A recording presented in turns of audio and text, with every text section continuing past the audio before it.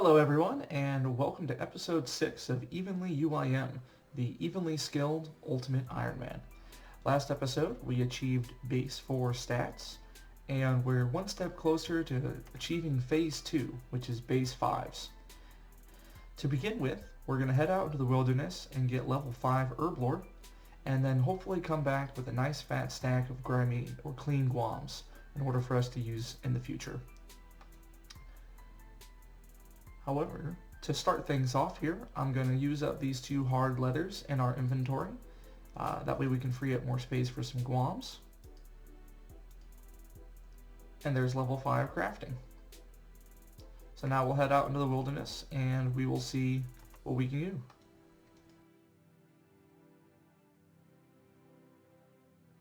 Here we are. So now we're going to wait out the aggression timer, and then we'll be able to pick up this grimy guam leaf and start building collections. So I'll catch you all in a little bit. Okay, the NPC aggression timer has expired. As I might have noted in the past, this yellow square on the outside of my map here, this is a RuneLite plugin called NPC aggression timer, and it tells you the exact distance in which NPCs will be aggressive to you. And it's highlighted yellow and no longer has a timer up here. So what that means, I can feel free to walk around in this area and nothing will attack me. However, if I step one square past this yellow line here, all of a sudden everything will reaggress. So it's a very, very useful plugin, really for all sorts of situations. So I highly recommend it. For our purposes, it tells us that this grimy guam leaf is fair game. So we're going to pick up a lot of these, get level 4 herb lore, and probably try to fill our inventory, even if it means going into the next level a little bit, because I'd like to get out of here with as many guams as possible. So I'll be back once we have a full inventory. Here we are. We have a full inventory of grimy guams. So now we're going to clean them all and see what herb lore level this gets us.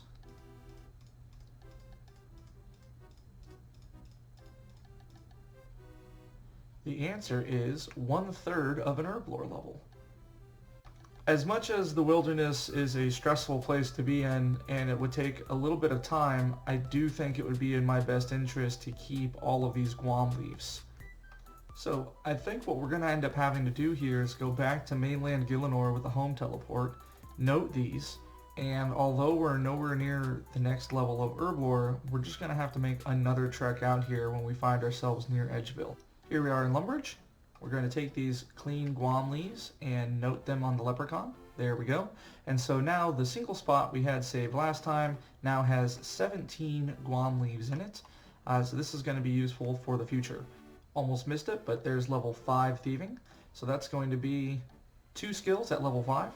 And there we go. This is what I'm talking about. The content gets to start changing up a little bit. We can now steal from cake stalls, tea stalls, crafting stalls, and monkey food stalls. There seems to be a lack of Oxford comma there, but I'll forgive Jagex on that one. But moving forward, I think I'd like to get my thieving experience if we're on the west side of Gielinor from cake stalls. That'll give us some food. And if we're on the east side of Gielinor, we can use tea stalls up in Varick. So I think this is going to start really bringing some variety to the account, which I'm looking forward to. Chopping down this tree should bring us to 5 woodcutting. There it is, level 5 woodcutting. About to get level 5 fletching. There it is, level 5 fletching. We're going to keep these last 2 logs on us to bring down to the shore. That way we can cook our shrimp. But otherwise, we're one step closer to base level 5's. There it is, level 5 fishing. We can now try fishing for sardines, so that might be worth investigating in the future. I think we need to have a fishing rod for sardines, so that may or may not be as efficient as coming down here for the free small fishing net spawn, but we'll have to investigate that during the next episode. For now, however, we're going to light one of these logs and cook these shrimps and get ourselves a level 5 cooking. One more cooked shrimp should do it. There it is, level 5 cooking. You can now cook herring. Yeah, definitely something I noticed. Cooking on a bare fire like this, I burned so many more shrimps than when I took it to the range in Port Sarim. But with level 5 cooking, We have 112 XP to level 6. Remember that Cook's Assistant gave 150 experience, so we are still a few episodes off from even being able to do Cook's Assistant, which is, somewhat frustrating, but also delightfully restrictive. Anyway, we're going to drop these burnt shrimp. Drop the unburnt. Well, we'll cook that as well for good measure. Nope, we burned it. Never mind. We're going to drop our burned shrimp, drop the small fishing net as well as the tinderbox and the log we didn't use. We'll keep this food up here at the top of our inventory, and we'll move on to the next skill. It dawned on me at the end of that last clip when I looked at my skills that I still have level 4 fire making. So I picked up that tinderbox and the log we had in our inventory, and this will probably not be enough to get us to level 5, so we'll have to keep the tinderbox on us a little while longer and burn what seems to be one more log in order to get there. On our way to do some rune crafting, just wanted to remind everyone that at the top of this entrance to Lumbridge Castle are free bronze pickaxes. I suppose it's worth noting while we're here that I'm going to end up dropping these shrimps. I could use them for combat training right now on the cows. However, as I do that, I'm going to collect some leather. And as I collect that leather, I'm going to want to keep it in order to expedite the next level of crafting that I have. So ideally I want to do that last in this episode. So as a result, I don't want to be clogging up my inventory with tanned leather like I did last episode. So we're going to do combat at the end after we come back from doing herb lore. So for now, we're just going to simply drop these shrimps, and then we'll just have to face tank the cows the best we can. Just thought of something while walking through this part west of Lumbridge. There's free potatoes here on the ground. Doesn't take any experience to pick, and in particular, in another few episodes, once we get to level 7 cooking, we can make baked potatoes. So that whole burning issue where we could have potentially run out of shrimps earlier this episode, that sort of fear will be eliminated soon enough once we get to level 7 cooking, because we can just pick up these free potatoes and then do our best to cook those straight away. So it's sort of an unlimited resource that doesn't necessarily give experience. So that's something to keep in mind. While here in Draenor, I spotted a few logs inside of a house, so like every good pyromaniac, I'm going to attempt to light these logs inside of the house.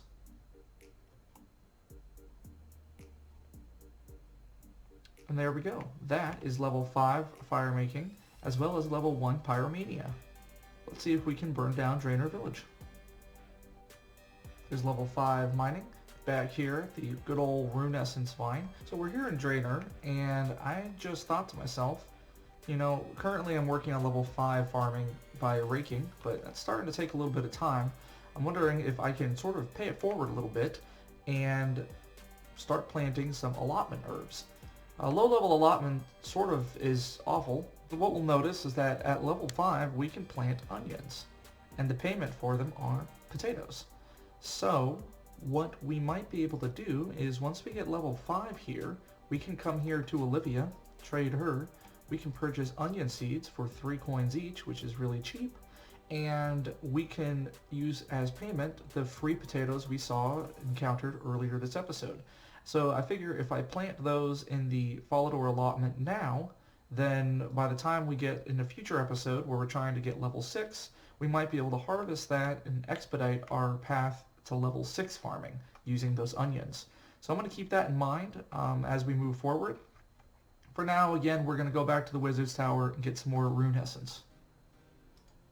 On our way back to the air altar to get our 5 rune crafting, we're going to stop off here and get 5 farming along the way. There it is, level 5 farming. We can now plant onions. So before the end of the episode, we're going to make sure to do exactly that. Once we make these into air runes, we'll come back here, we'll buy some sacks, we'll fill them up with potatoes, buy some onion seeds, and get those planted over here so that next level is going to be a little bit easier. Coming in with 5 rune crafting. There it goes. Again, now we can make water runes, but we can't do that until we get a talisman, so we'll have to figure that one out. Potato. Here we are, we're going to plant our first actual seeds on the account. So There we go, planting some onion seeds. And we did pick some potatoes and put them in a sack so that we can pay for it.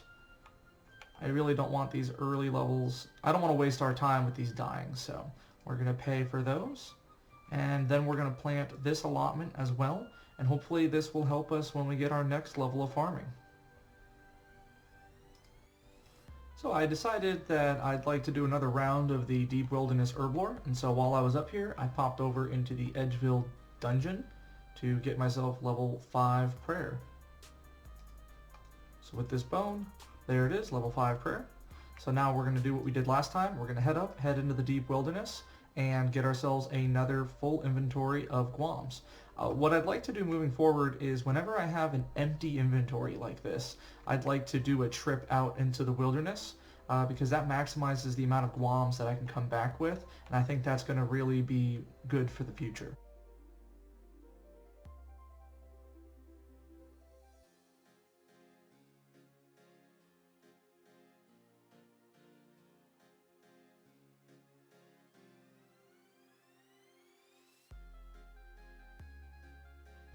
Alright everyone, it happened. I died. I really didn't think that this was going to happen. My combat level is 7, and so only like level 60s could attack me. But indeed, someone logged in with, I guess, their level 50 pure and logged in right on top of me and then fire striked me to death. So, it's a little unfortunate. Honestly, we didn't really have that much. What I'm mainly mad about are those 19 guams. That I'm really miffed about.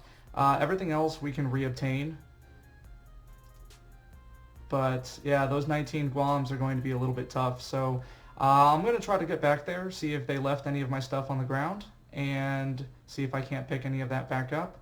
And so I'll check back in once we get there. Alright, we just made it back here, and despite getting player killed, he left literally everything on the ground. Left my cash stack, left my guams, left the air talisman. I don't, maybe he felt remorse at the very end of the kill. I don't know why he left everything here, but I am incredibly thankful.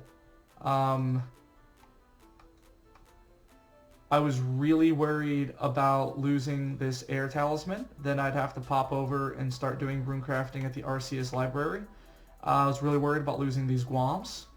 I was really worried about losing pretty much a lot of what I've saved up so far.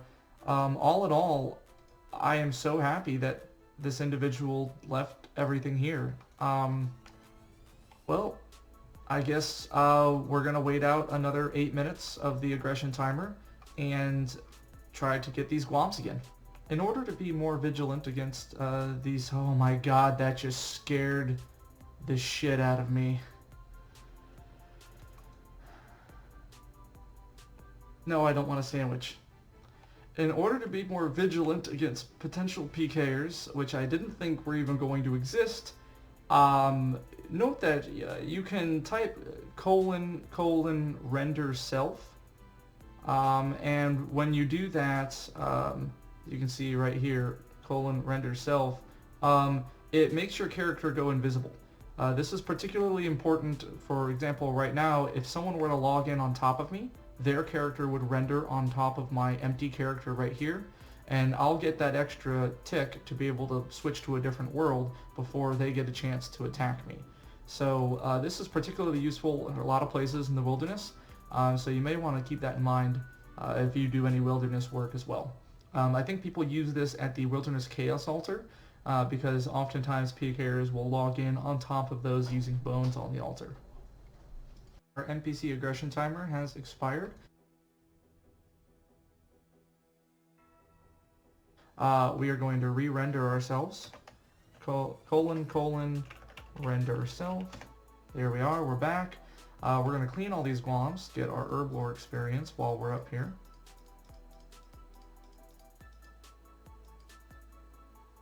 And now the world that we're in only has 376 people, so what we're going to do now is with all of our run and our full health...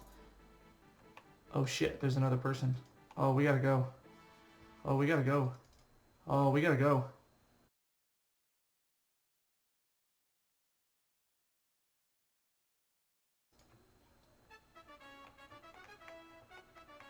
Wow. That is so nerve-wracking. We have another inventory of globs. I want to follow it up with at what cost. What we're going to do now is we're going to home teleport back to Lumbridge, and while we're there, we're going to train our Slayer up, kill some more cows, and do our best to get level 5 Slayer.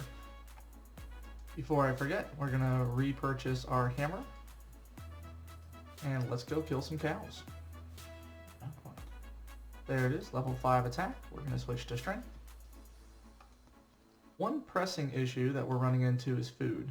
Currently we have 5 health out of our total of 12. And we still have more than a few cows that we still need to take care of. However, I voluntarily dropped those shrimp earlier that I cooked, and as a result I have no food to replenish any of this health. At this point I can't think of any easily accessible foods aside from picking... Oh, wait a minute, there's potatoes up here. We're gonna go pick some potatoes. Here we are, back at the cow pen with full health and some potatoes. So this will help us continue killing some cows. So we're working on 5 strength here. So we'll tune back in when that happens. Here's coming in level 5 strength. There it is. So we'll switch to defense.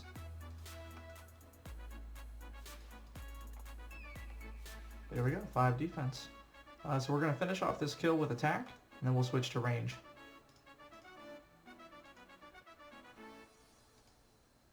Alright, that's level 5 range. So we'll finish off this kill, and then we'll see what we can do about balancing out the rest of our combat stats. So what we're going to do now is try to kill one with magic.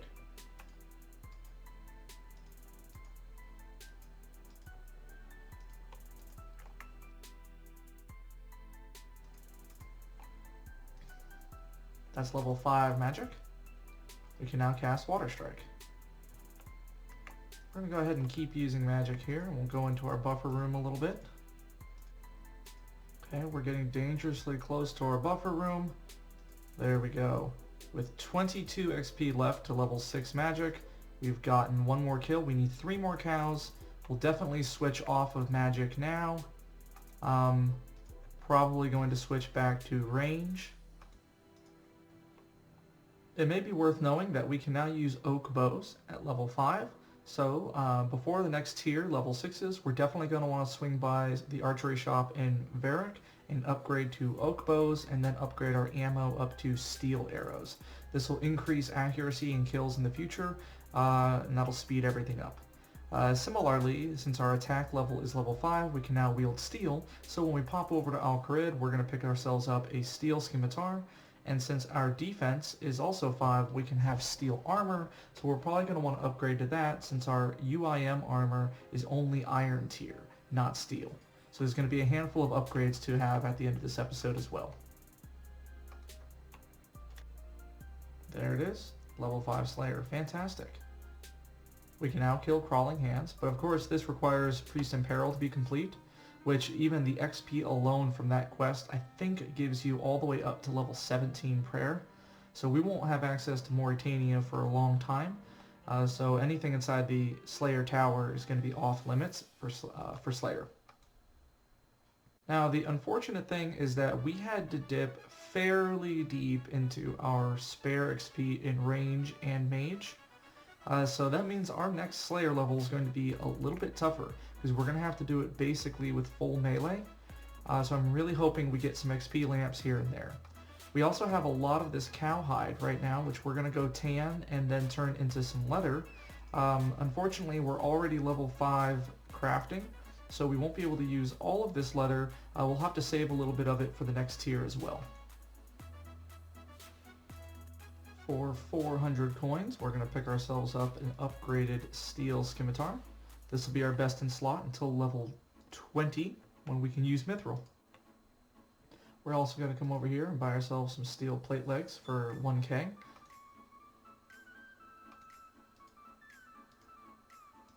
we've crafted as much of the leather as we can into leather gloves without going into level 6 crafting. So we do have some of this leather left over that we're going to use at the very end of the episode once we get everything to base 5's.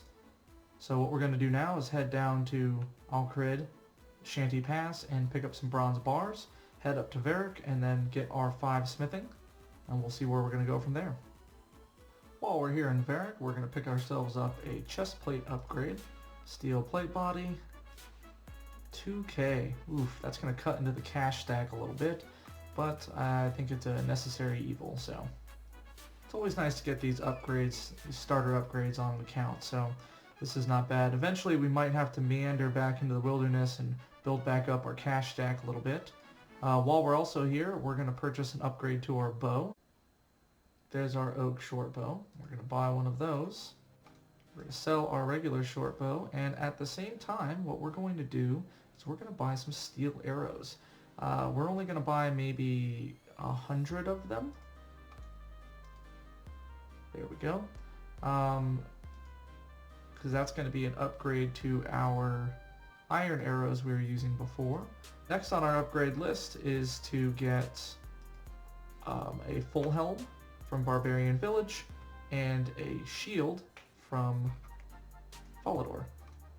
There we go. We can now make bronze scimitars, bronze arrowheads, spears, and hasta. So the bronze arrowheads are going to be particularly useful. I've been holding on to these arrow shafts because I'd like to now, from this point forward, start using our bronze bars to build arrowheads, purchase some feathers from the shop in Port Sarim, and then start fletching bronze arrows, probably selling them or dropping them afterward, but this will speed up fletching for all of the future levels. Alright, so I just did some calculations, and with 36 guams, if I turn all of those into attack potions, I'm going to be able to get my herb lore all the way up to level 10 from level 4. So that means that's a lot of levels and a lot of tiers where I don't have to go back into the wilderness. I think that was well worth the death and the scare that we had earlier this episode. So that's what I'm going to do to get level 5 herb lore, is I'm going to turn these guam leaves into attack potions. And so I'll come back and show you how I'm going to pull that off. But for now, here we are in Barbarian Village. We're going to trade, I think her name is Pexa. There it is. Ooh, her name. Oof. We're going to purchase a steel full helm for 500 coins. There we go. And there we have it. We no longer have our ultimate Ironman armor. We now have more or less full steel. We'll head over to Falador in order to get ourselves a kite shield or a square shield, depending on what they sell. And then we will officially be looking like your standard RuneScape noob. Here we are in Falador. We're going to buy ourselves nothing, apparently. I did not know that the steel shields always at a 0 stock. That is a little unfortunate. We could upgrade to the iron square shield, which I suppose is better than the wooden, so we'll go ahead and do that. But alas, it would seem our shield upgrades will have to be taken one small step at a time. Nonetheless, I think that takes care of the majority of our upgrades. We have our oak bow for range, we have our steel, weaponry, and armor for melee. Our magic, we still are just manually casting Wind Strike.